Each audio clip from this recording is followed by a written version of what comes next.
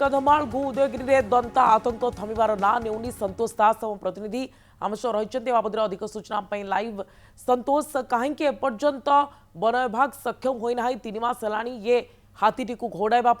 हाथी व्यापक क्षयक्षति करुछि। देखो जो भाव में कंधमाल जिलार घो उदयगिरी वनांचल गत 3 मास है जो आम कह गले मे मसर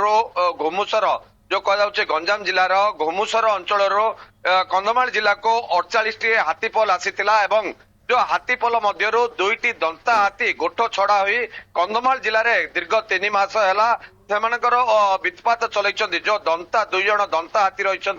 3 मास भितर 3 जनकर प्राण नहीं बेले प्राय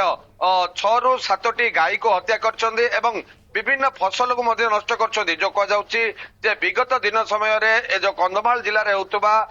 जंगल पणस ठारू आरंभ कर आंब खाइबा सहित विभिन्न घर द्वार नष्ट करते जमी रे फसल नष्ट करते किंतु एबे देखा जाउछि गाँ मुहां होउचंती शहर मुहां होउचंती एवं जातीय राजपथ और राज्य राजपथ कड़क दंता 2 जन आसी जो जीवा आसवा करुवा यात्रीवाही बस को अटकाइबार देखा जाइछि एवं विभिन्न समय रे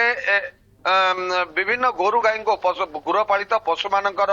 जो रही गुहाल को नष्ट करुछंती एवं एबे 2-4 दिन है जेभली भाव में आप देखुंत दंता गाँ मुहां हेबा फल लोके राति भयभीत होई निजर छात उपरे आश्रय नौचंती एवं लोकंकर घर द्वार नष्ट करुछि एवं विभिन्न समय जगार कदली गछ जो रही कदली जंगल रही से जाको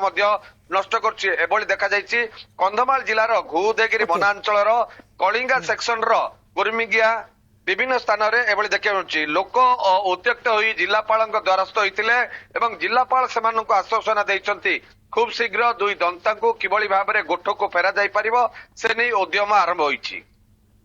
ओके तो केमिति गोटछड़ा दंता पुणी थे जंगल को फेरिबो सेतिपाई उद्यम चलाइछि वन विभाग किंतु एपर्यंत आमे वन विभाग विफलता ही देखुछु। अनेक धन्यवाद अधिक सूचना आम सह संतोष दास रही अधिक सूचना दौले बाबद।